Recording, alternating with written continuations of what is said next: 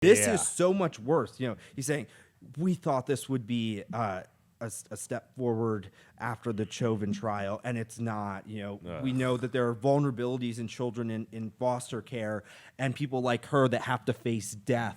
I mean, they're making it seem like, you know, she died. They're making it seem like she was murdered, and she clearly wasn't. So there's two things I want to hit on quick. One is I want to show a picture really quick of the media's initial response to the Ma'Khia shooting, which took place in Columbus, Ohio. Yes, and so I'm just going to read, you know, some of the things that were said. A teenage girl was fatally shot by the police in Columbus, Ohio, shortly before a jury reached a guilty verdict in the murder trial of Derek Chauvin.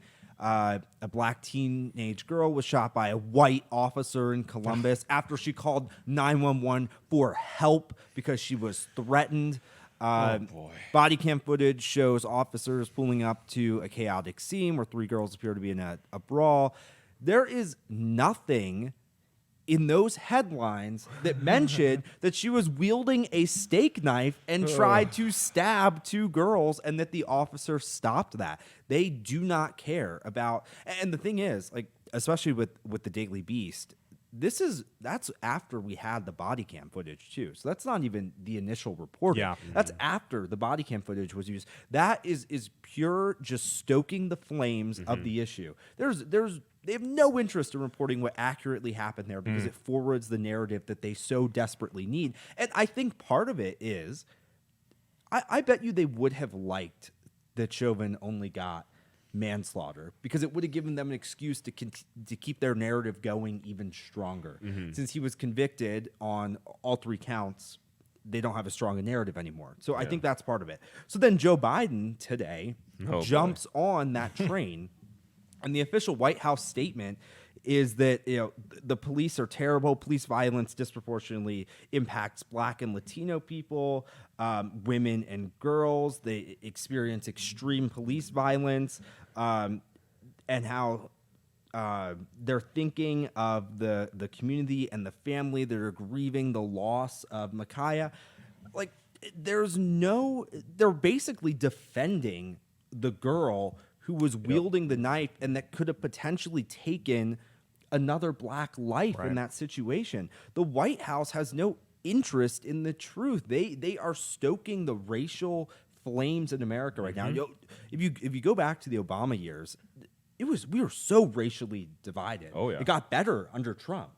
And now Joe Biden is doing the exact same thing and dividing America racially. Remember when Joe Biden said that his presidency would not be Obama 2.0? Yes, and this is so much worse. You know, he's saying, we thought this would be a step forward after the Chauvin trial, and it's not. You know, we know that there are vulnerabilities in children in foster care and people like her that have to face death.